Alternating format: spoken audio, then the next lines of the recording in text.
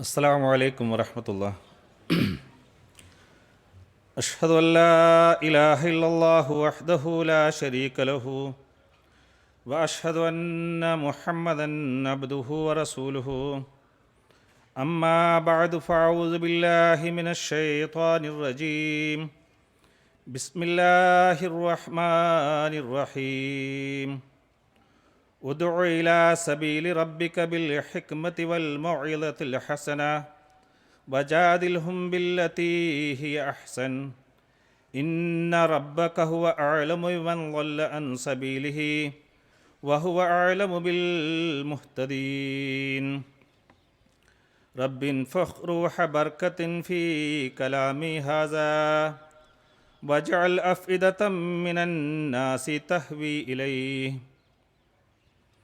قابل احترام صدر جلسہ اور معزز سامعین، میری تقریر کا عنوان ہے دعوت اللہ کی اہمیت اور افراد جماعت کی ذمہ داریاں۔ سامعین کرام، آج کل دنیا کی جو حالات ہیں اس نے ہر ایک کو فکر میں ڈالا ہوا ہے۔ فکر کا اظہار تو سب کرتے ہیں مگر اس کے حل کی طرف کسی کی بھی توجہ نہیں۔ دنیا کی اکثریت بھول گئی ہے کہ دنیا کا ایک مالک ہے جو رب العالمین ہے، وہ خدا ہے جس نے انسان کو تمام اچھی صفات کے ساتھ پیدا کیا ہے، مگر انسان ان صفات سے فائدہ اٹھانا نہیں چاہتا۔ نیکی کی بجائے برائی کی طرف زیادہ رجحان ہے۔ اپنے پیدا کرنے والے خدا کی بجائے شیطان کے حربوں کی طرف زیادہ جھکاؤ ہے۔ اس میں مذہب کے ماننے والے اور خدا کے منکر سب شامل ہیں۔ افسوس اس بات کا ہے کہ خدا کو ماننے کا دعویٰ کرنے والے بھی دنیا کے دھندوں، ذاتی خواہشات اور انواع میں ڈوب کر خدا کا اپنے عمل سے انکار کر رہے ہیں۔ گو منہ سے تو یہی کہتے ہیں کہ ہم خدا کو مانتے ہیں، مگر ان کے عمل کچھ اور ہی ظاہر کرتے ہیں۔ دنیا بے چین ہے، انسان ہر طرف بے چینی اور بدامنی کا شکار ہے۔ اس بے چینی اور بدامنی کا ایک ہی علاج ہے، وہ توحید کامل کا قیام ہے۔ الغرض حقیقی امن اور سکون اس وقت حاصل ہوگا جب لوگ سزا و سزا کے مالک ایک خدا، ایک ہستی پر کامل یقین رکھیں گے۔ اس ہستی کی طرف بلانے کا جو کام ہے اسی کو دعوت اللہ کہا جاتا ہے۔ اس وقت دنیا میں ایک ہی جماعت ہے جو یہ دعویٰ کرتی ہے کہ یہ جماعت خدا تعالیٰ کے ہاتھ کا لگایا ہوا پودا ہے۔ اس لیے اس جماعت کے ہر فرد کی ذمہ داری ہے کہ وہ لوگوں کو اس حقیقی خدا کی طرف بلائیں جس کے بارے میں زمانے کے امام حضرت مسیح موعود علیہ السلام نے ہمیں خبر دی ہے اور اس مالک حقیقی کا چہرہ دکھایا ہے۔ حضرت مسیح موعود علیہ السلام فرماتے ہیں، ہمارا بہشت ہمارا خدا ہے، ہماری اعلیٰ لذات ہمارے خدا میں ہیں، کیونکہ ہم نے اس کو دیکھا اور ہر ایک خوبصورتی اس میں پائی۔ یہ دولت لینے کے لائق ہے اگرچہ جان دینے سے ملے، اور یہ لعل خریدنے کے لائق ہے اگرچہ تمام وجود کھونے سے حاصل ہو۔ اے محرومو، اس چشمہ کی طرف دوڑو کہ وہ تمہیں سیراب کرے گا۔ یہ زندگی کا چشمہ ہے جو تمہیں بچائے گا۔ میں کیا کروں اور کس طرح اس خوشخبری کو دلوں میں بٹھا دوں؟ کس دف سے بازاروں میں منادی کروں کہ تمہارا یہ خدا ہے تا لوگ سن لے، اور کس دوا سے میں علاج کروں تا سننے کے لیے لوگوں کے کان کھلیں۔ کشتی نوح جو آیت کریمہ خاکسار نے تلاوت کی ہے اس میں دعوت اللہ کی طرف خدا تعالی نے توجہ دلائی ہے، اور پھر طریق بھی بتائے کہ کس طرح دعوت اللہ کرنی ہے، اور پھر یہ بھی کہ دعوت اللہ کرنے والوں کی اپنی حالت کیا ہونی چاہیے۔ اس آیت کریمہ کا ترجمہ یہ ہے کہ اپنے رب کے راستے کی طرف حکمت کے ساتھ اور اچھی نصیحت کے ساتھ دعوت دے، اور ان سے ایسی دلیل کے ساتھ بحث کر جو بہترین ہو۔ یقیناً تیرا رب ہی اسے جو اس کے راستے سے بھٹک چکا ہو سب سے زیادہ جانتا ہے، اور وہ ہدایت پانے والوں کا بھی سب سے زیادہ علم رکھتا ہے۔ دعوت اللہ کے وسیع تر میدان میں سب سے بڑھ کر بے نظیر نمونے ہمارے پیارے آقا حضرت محمد صلی اللہ علیہ وسلم نے ہمارے لیے قائم کیے ہیں۔ آپ کی ساری عمر مخلوق خدا بندی کا ان کے خالق حقیقی سے تعلق جوڑنے اور پھر اسے مضبوط سے مضبوط تر کرنے میں گزری، اور آپ کو اللہ تعالیٰ نے سب سے بڑا داعی اللہ قرار دیا تھا۔ فرماتا ہے داعین اللہ بإذنہ وسراجا منیرا، یعنی اللہ کے حکم سے اس کی طرف بلانے والا اور ایک چمکتا ہوا سورج بنا کر بھیجا ہے۔ بس اس چمکتے ہوئے سورج نے ہر طرف اللہ تعالیٰ کی تعلیم کی روشنی پھیلائی اور اپنا سب کچھ اصلاح میں قربان کر دیا۔ حضرت صلی اللہ علیہ وسلم کو اللہ تعالیٰ نے جو حکم دیا تھا کہ میرا پیغام تمام دنیا کو پہنچا دو، اللہ تعالیٰ فرماتا ہے یا ایھا الرسول بلغ ما انزل الیک من ربک وان لم تفعل فما بلغت رسالتہ، اے رسول اچھی طرح پہنچا دے جو تیرے رب کی طرف سے تیری طرف اتارا گیا ہے، اور اگر تو نے ایسا نہ کیا تو گویا تو نے اس کے پیغام کو نہیں پہنچایا۔ اس آیت کی تشریح کرتے ہوئے حضرت خلیفۃ المسیح رابع رحمہ اللہ تعالیٰ فرماتے ہیں تبلیغ کوئی طوعی چندہ نہیں ہے، کوئی نفل نہیں ہے کہ نہ بھی ادا کریں گے تو آپ کی روحانی شخصیت مکمل ہو جائے گی۔ دعوت اللہ فریضہ ہے، اور ایسی شدت کے ساتھ خدا تعالیٰ کا حکم ہے کہ حضرت صلی اللہ علیہ وسلم کو مخاطب کر کے فرماتا ہے اگر دعوت نہ دی تو نے رسالت کو ہی ضائع کر دیا۔ آپ کی امت بھی جواب دہ ہے، ہم میں سے ہر ایک جواب دہ ہے۔ پیغام رسانی لازم ایک ایسا فریضہ ہے جس سے کسی وقت انسان غافل ہو ہی نہیں سکتا، اجازت ہی نہیں ہے کہ غافل رہیں۔ خطبہ جمعہ۔ سامعین حضرات، یہ حکم الہی حضرت صلی اللہ علیہ وسلم کی وساطت سے تمام مسلمانوں کے لیے بھی تھا۔ آپ نے دعوت اللہ کر کے خود ان اندھیروں کو دور کیا، وہاں اللہ تعالیٰ کے حکم کے مطابق اپنے ماننے والوں کو بھی یہ نصیحت فرمائی کہ اللہ تعالیٰ کے پیغام کو آگے پہنچاتے رہو، اور تم دنیا میں جو بھی بات کرتے ہو ان میں سب سے زیادہ پیاری اور خوبصورت وہ باتیں ہوتی ہیں جب تم اللہ تعالیٰ کا پیغام دوسروں تک پہنچا رہے ہوتے ہو۔ جب آپ صلی اللہ علیہ وسلم کی زندگی کے آخری ایام آئے تو آپ نے حجۃ الوداع کا خطبہ دیتے ہوئے فرمایا وقال اللہم حل بلغت، اللہم حل بلغت، فرمایا اے اللہ کیا میں نے تیرا پیغام پورے طور پر پہنچا دیا ہے؟ اے اللہ میں نے تیرا حکم پورے طور پر پہنچا دیا ہے۔ حضرت ابن عباس رضی اللہ عنہ نے کہا اسی کی قسم ہے جس کے ہاتھ میں میری جان ہے کہ یہ وہ بات آپ کی وصیت ہی تھی جو آپ نے امت کو کی، سو چاہیے کہ جو یہاں موجود ہوں وہ غیر موجود کو پہنچا دیں۔ صحیح بخاری۔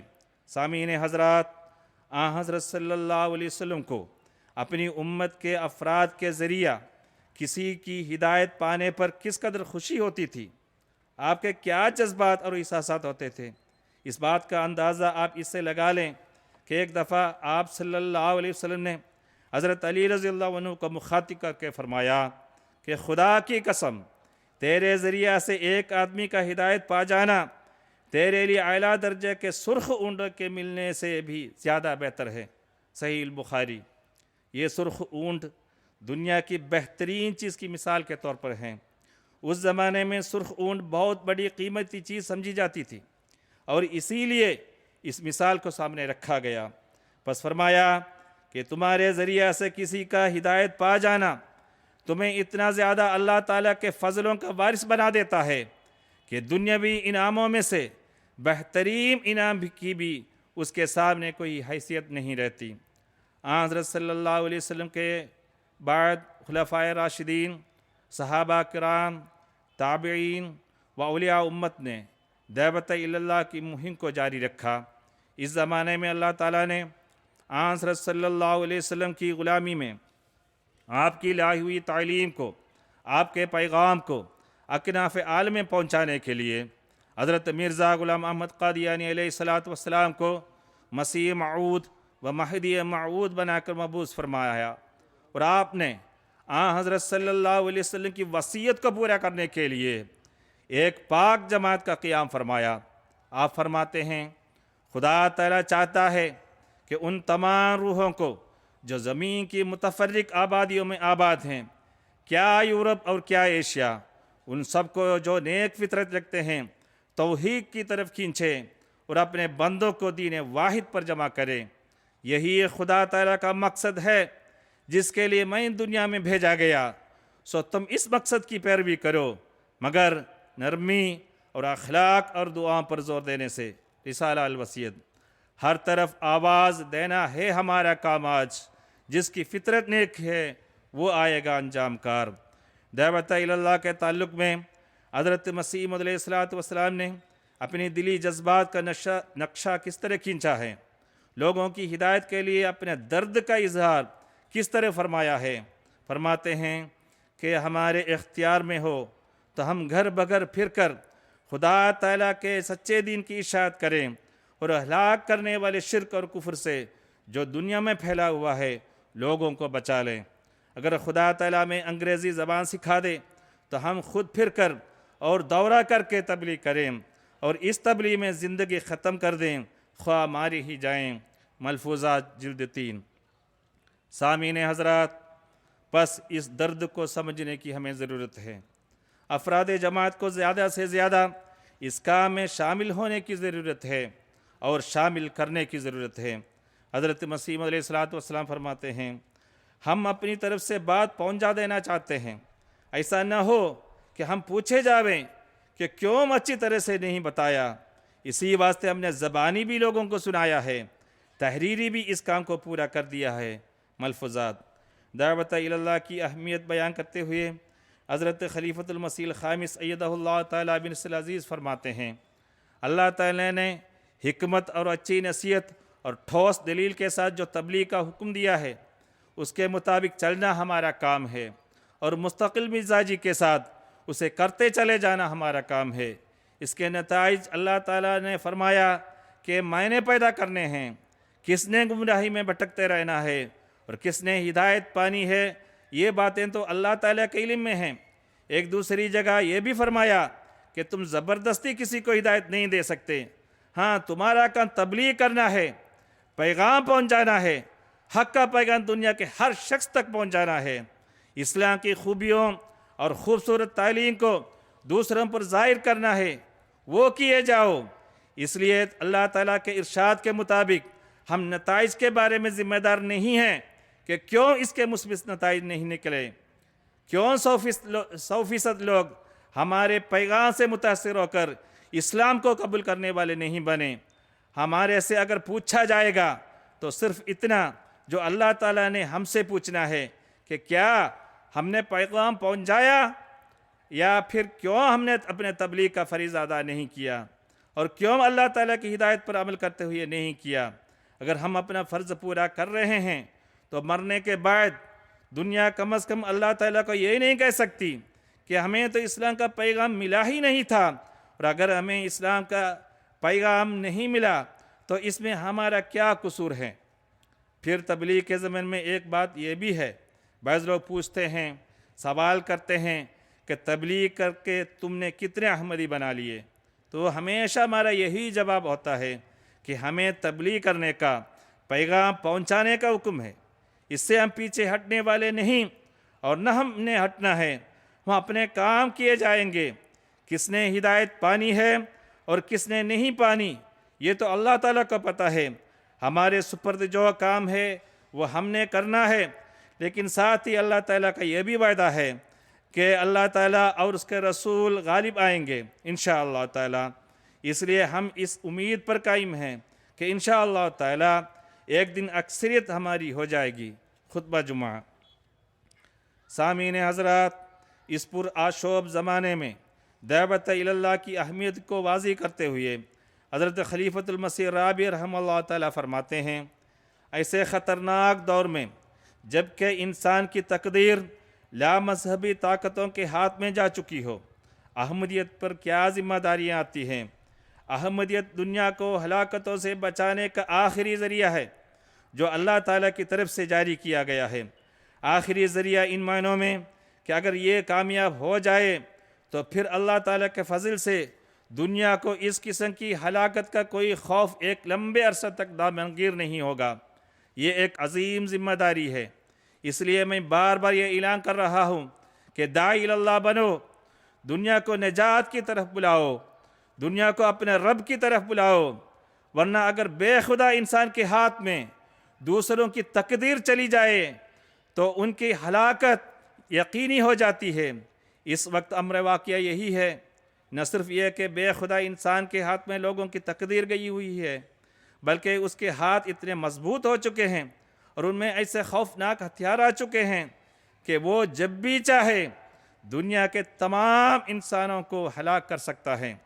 چنانچہ جب آئنسٹین سے پوچھا گیا کہ تیسری عالمگیر جنگ کن ہتھیاروں سے لڑی جائے گی، یہ دوسری جنگ عظیم کے بعد کا واقعہ ہے، تو اس نے یہ جواب دیا تھا کہ تیسری جنگ کے ہتھیاروں کے متعلق تو میں کچھ نہیں کہوں گا، لیکن میں یہ بتا دیتا ہوں کہ چوتھی جنگ ڈنڈوں اور پتھروں سے لڑی جائے گی۔ مطلب یہ تھا کہ تیسرے جنگ کے ہتھیار اتنے خوفناک ہو چکے ہوں گے کہ انسان نہ صرف بحیثیت انسان اس دنیا سے تقریباً مٹ چکا ہوگا، بلکہ اس کی تمام سائنسی ترقیات، تمام حاصل، تمام تہذیب، غرض ایک ہر چیز فنا ہو چکی ہوگی۔ جو لوگ بچیں گے وہ شاہی پتھر کے زمانے کے لوگ ہوں یا غاروں اور پہاڑوں میں بسنے والے لوگ، ان کی لڑائی تو پتھروں اور ڈنڈوں سے ہی ہوگی، کیونکہ اس سے زیادہ ہماری تہذیب میں سے کچھ بھی ان کو حاصل نہیں ہوگا اور ہمارے علم میں سے کچھ بھی ان تک نہیں پہنچے گا۔ تمام علمی خزانے مٹ چکے ہوں گے، تمام سائنسدان تباہ ہو چکے ہوں گے، تمام تہذیبوں کے سرچشمے ختم ہو چکے ہوں گے۔ بچا کچا انسان جو اس وقت غاروں یا جنگلوں میں بس رہا ہوگا وہ ان چیزوں سے بے بہرا ہوگا، اس لیے ان کی لڑائی اس قدیم زمانہ کی طرف واپس لوٹ جائے گی جو پتھروں یا غاروں کا زمانہ کہلاتا ہے۔ ان حالات میں ایک احمدی پر جو ذمہ داریاں عائد ہوتی ہیں ان کو پورے شعور، پوری بیداری اور بیدار مغزی کے ساتھ ادا کرنا پڑے گا، کیونکہ اب وقت بہت تھوڑا رہ گیا ہے۔ جہاں تک میں نے غور کیا ہے، میں سمجھتا ہوں کہ اگر جماعت احمدیہ ساری دنیا میں فعال ہو جائے اور تیزی کے ساتھ بنی نوع انسان کو ہدایت کی طرف بلانا شروع کر دے اور دنیا واقعتاً متاثر ہو کر اسلام کی طرف آنے لگے، تو اللہ تعالیٰ یقیناً ہلاکت اور تباہی کی مہلت کو بڑھا دے گا، کیونکہ وہ عذاب میں جلدی نہیں کرتا، اس کی رحمت ہر دوسری صفت پر غالب ہے۔ اس لیے اگر آپ دنیا کو تبلیغ کریں اور پھر وہ اس تبلیغ کو سننے اور اسلام کی طرف مائل ہونے لگے تو آپ بلا خوف و خطر اور بغیر کسی اشتباہ کے اس بات کی ضمانت دے سکتے ہیں کہ انشاءاللہ تعالی یہ خطرات لازماً ٹل جائیں گے اور انسان کو خدا یہ موقع نہیں دے گا کہ وہ ہلاکت کے اتنے اہم اور خطرناک فیصلہ کر سکے۔ اگر ایسا نہ کیا گیا اور آپ نے اپنی ذمہ داری کو ادا نہ کیا تو پھر اس دنیا کے بچنے کی کوئی ضمانت نہیں ہے۔ اس مقصد کے حصول کے لیے ضروری ہے کہ ہم غیر معمولی بیداری کے ساتھ کام کریں، اور یہ اسی صورت میں ممکن ہے کہ ہر احمدی بلا استثناء مبلغ بنے۔ وہ وقت گزر گیا کہ جب چند مبلغوں پر انحصار کیا جاتا تھا، اب تو بچوں کو بھی مبلغ بننا پڑے گا، بوڑھوں کو بھی مبلغ بننا پڑے گا، یہاں تک کہ بستر پر لیٹے ہوئے بیماروں کو بھی مبلغ بننا پڑے گا۔ اور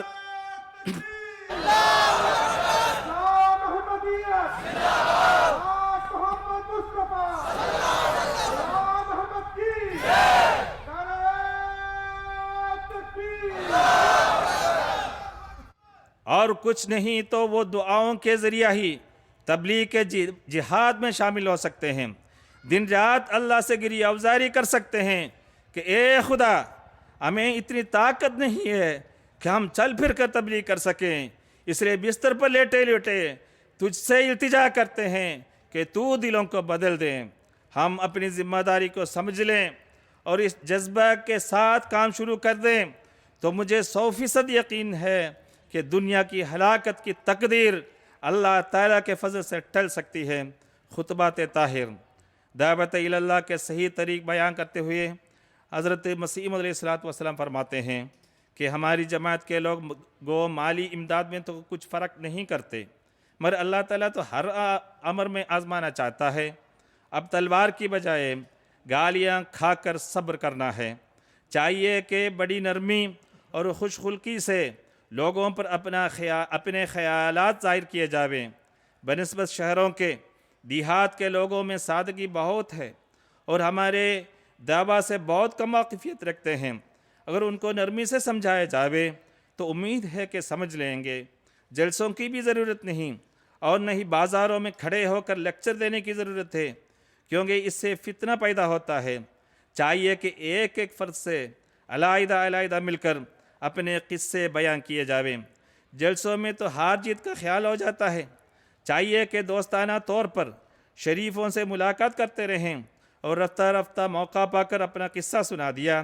بحث کا طریق اچھا نہیں ہے، بلکہ ایک ایک فرد سے اپنا حال بیان کیا اور بڑی آہستگی اور نرمی سے سمجھانے کی کوشش کی۔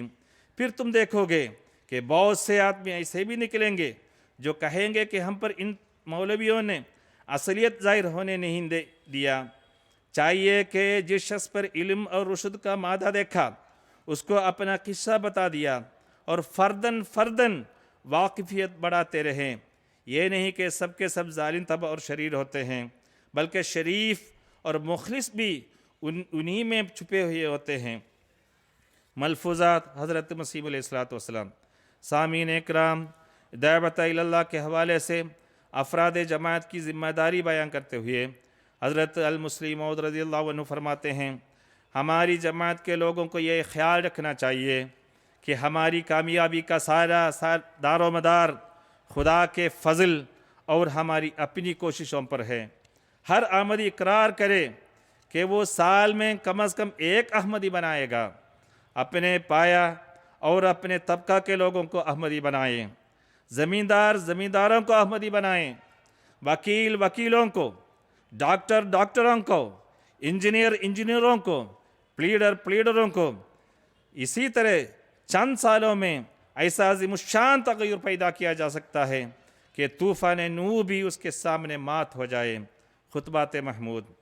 بعض لوگ دعوت اللہ کے اس اہم فریضہ سے اپنے آپ کو مستثنی سمجھتے ہیں۔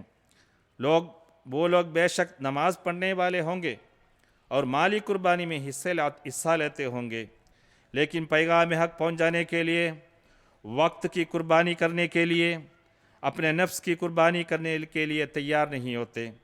اس تعلق میں حضرت خلیفۃ المسیح رابع رحمہ اللہ تعالیٰ فرماتے ہیں، ہر وہ احمدی جو مالی قربانی تو کر رہا ہے لیکن وقت کی قربانی پیش نہیں کر رہا ہے، وہ قرآن کریم کی آیت ان اللہ اشتری من المؤمنین انفسهم واموالهم کی روح سے ایک لنگڑا مسلمان ہے، اس کی دو ٹانگوں میں سے ایک ٹانگ نہیں ہے۔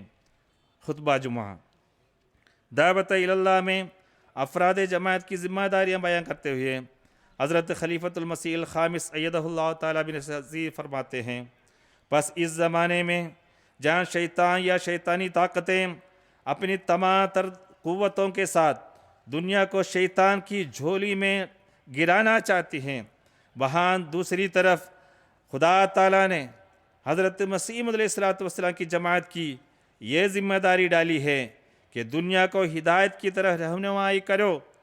آج روئے زمین پر جماعت احمدیہ ہی وہ حقیقی جماعت ہے جو دنیا کو خدا تعالیٰ کی طرف بلانے کا حقیقی کردار ادا کر رہی ہے یا کر سکتی ہے، اور ہمیں اس جماعت میں شامل کر کے اللہ تعالیٰ نے ہم پر بڑا احسان کیا ہے، اور اس احسان کا شکر ادا کرنے کے لیے ہم میں سے ہر ایک کو اپنی ذمہ داریوں کی ادائیگی کی طرف توجہ دینی چاہیے اور کوشش کرنی چاہیے، اور یہ کوشش کرتے ہوئے دعوت اللہ کے فریضہ کو ادا کرنے کی طرف پہلے سے بڑھ کر آگے آنا چاہیے۔ اللہ تعالیٰ کے کلام کے باریک در باریک نکات کو حضرت مسیح علیہ السلام نے تمام تر دلائل کے ساتھ کھول کر بیان فرمایا، اور ایک ایسا خزانہ میں عطا فرمایا ہے جو نہ ختم ہونے والا ہے۔ بس حضرت صلی اللہ علیہ وسلم کی حدیث پر عمل کرتے ہوئے کہ جو چیز تم اپنے لیے پسند کرتے ہو اپنے بھائی کے لیے بھی پسند کرو۔ ہمارا فرض ہے کہ یہ خزانہ جو قرآن کریم کی تعلیم کے علم و معرفت سے بھرا ہوا ہے مسلمانوں تک بھی پہنچ جائیں اور غیر مسلمانوں تک بھی پہنچ جائیں، اور شیطان کے چنگل سے نکال کر انہیں خدا تعالیٰ کا حقیقی عبد بنائیں، انہیں نام نہاد علماء کے پنجے سے چھڑائیں جو انہیں اب اس زمانے کے امام سے دور کر رہے ہیں، اور اس کے لیے یہ لوگ اپنی تمام تر طاقتوں کو استعمال کر رہے ہیں۔ دعوت اللہ کا کام ایک مستقل کام ہے، سال کا ایک رابطہ کافی نہیں ہے، بلکہ سارا سال توجہ کی ضرورت ہے۔ اس کے لیے اگر ذاتی تعلقات وسیع کیے جائیں تو پھر ہی سارا سال توجہ رہ سکتی ہے، اور یہ تعلق ہی پھر نتیجہ خیز بھی ثابت ہوتا ہے۔ جتنی بھی بیعتیں بھی ہو رہی ہیں، اکثریت ان کی ہے جن کے ساتھ ذاتی رابطے اور ذاتی تعلقات قائم ہوئے ہوتے ہیں اور ایک عرصہ تک قائم رہے، اور اس کے نتیجے میں بیعتیں ہوئی۔ پس جب درد ہو تو پھر اس طرح بھرپور کوشش ہوتی ہے۔ پس اللہ تعالیٰ کی طرف بلانے کے لیے اللہ تعالیٰ نے جو ہوا چلائی ہے اس کا حصہ ہر احمدی کو بننا چاہیے، لیکن ہمیں یاد رکھنا چاہیے کہ دعوت اللہ کی طرف بلانے والوں کو جو مختلف طریقے اللہ تعالیٰ نے بتائے ہیں، اس میں دعوت اللہ کرنے والوں کو اپنی حالت کے سدھارنے کی طرف بھی توجہ دلائی ہے۔ حضرت مسیح علیہ السلام نے ایک جگہ فرمایا ہے، اسلام کی حفاظت اور سچائی کو ظاہر کرنے کے لیے سب سے اول تو وہ پہلو ہے کہ تم سچے مسلمانوں کا نمونہ بن کر دکھاؤ، اور دوسرا پہلو یہ ہے کہ اس کی خوبیوں اور کمالات کو دنیا میں پھیلاؤ۔ پس دنیا کی اصلاح کا اگر بیڑا ہم نے اٹھایا ہے، اگر دنیا کو اسلام کی حقیقت کی تعلیم سے ہم نے آگاہ کرنا ہے، تو پھر ہمیں اپنی حالتوں کے جائزہ لیتے رہنے کی ضرورت ہے۔ دعوت اللہ کے لیے چند لوگوں کے اپنے آپ کو پیش کرنے سے ہم دنیا میں اسلام کا پیغام نہیں پہنچا سکتے۔ حضرت مسلم موعود رضی اللہ عنہ نے ایک دفعہ جماعت کو فرمایا تھا کہ ہر احمدی کو اس کام کے لیے اپنے آپ کو پیش کرنا چاہیے اور دعوت اللہ میں اپنا نام لکھوانا چاہیے، اور جب ایسی حالت ہوگی تبھی ہر احمدی کو اپنی حالتوں کے سدھارنے کی طرف بھی توجہ ہوگی، تبھی دنیا میں اسلام کا حقیقی پیغام بھی پہنچے گا۔ اللہ تعالیٰ نے آج کل ہمیں تبلیغ کی بہت سی سہولتیں مہیا فرما دی ہے۔ ٹی وی ہے، سوشل میڈیا ہے، پرنٹ میڈیا ہے اور لٹریچر ہے، یہ تمام ذرائع استعمال کیے جا رہے ہیں۔ ان سے ہر احمدی فائدہ اٹھا سکتے ہیں، صرف اپنی ترجیحات بدلنے کی ضرورت ہے۔ پس آج دنیا کو تباہی کے گڑھے میں گرنے سے بچانے کی ذمہ داری مسیح محمدی کے غلاموں کی ہے۔ دنیا کی بقا آج ہمارے ہاتھ میں ہے۔ اللہ تعالیٰ نے آج ہمیں دنیا کی روحانی پیاس بجھانے کے لیے مقرر کیا ہے، بس اس ذمہ داری کو سمجھنے کی ضرورت ہے۔ اس کام کے لیے صرف تھوڑے سے لٹریچر یا چند سیمینار یا چند میٹنگز کا کام نہیں کرے گی، بلکہ ہمارے ہر طبقہ کو اپنے اپنے حلقے میں اس کام کو سر انجام دینے کے لیے آگے آنا ہوگا، مستقل مزاجی سے اس کام میں جٹ جانا ہوگا، اپنے عملوں کو اسلام کی حقیقی تعلیم کے مطابق ڈھالنا ہوگا، اور خدا تعالیٰ کے آگے جھکتے ہوئے عبادت کے حق ادا کرنے ہوں گے۔ بس ہم میں سے ہر ایک کو یہ عہد کر کے یہاں سے جانا چاہیے کہ ہم دنیا کی روحانی پیاس بجھانے کے سامان کریں گے، انشاءاللہ دنیا کو تباہی کے گڑھے سے نکالنے کی کوشش کریں گے، اپنے عملوں کو اس تعلیم کے مطابق ڈالنے کی کوشش کرتے رہیں گے جو اللہ تعالی نے ہمیں دی ہے۔ اختتامی خطاب برموکا جلسہ سالانہ جرمنی 2015 فرماتے ہیں، پس آپ لوگ جنہوں نے اس زمانے میں حضرت اقدس مسیح موعود علیہ السلام کو مانا ہے، آپ کی شناخت کی اور آپ کی بیعت میں داخل ہوئے ہیں، آپ کا یہ فرض بنتا ہے کہ یہ پیغام پہنچائیں کہ جو مسیح و مہدی آنے والا تھا وہ آ چکا ہے۔ مسلمانوں کو خاص طور پر یہ پیغام پہنچائیں جو پہنچا سکتے ہیں۔ جن لوگوں کو کھل کر تبلیغ کرنے کی اجازت نہیں ہے، وہاں کے لوگ کم از کم دعائیں تو کر سکتے ہیں کہ اللہ تعالیٰ ان کے سینہ کھولے اور ان کو مسیح موعود کو ماننے کی توفیق عطا فرمائے۔ اختتامی خطاب برموکا جلسہ سالانہ جرمنی 2025 جماعت احمدیہ کے روشن مستقبل کے بارے میں حضرت مسیح علیہ السلام فرماتے ہیں، یہ مت خیال کرو کہ خدا تمہیں ضائع کر دے گا، تم خدا کے ہاتھ کا ایک بیج ہو جو زمین میں بویا گیا۔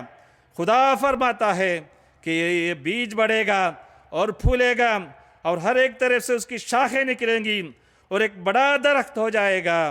مبارک وہ جو خدا کی بات پر ایمان رکھے۔ رسالہ الوصیت۔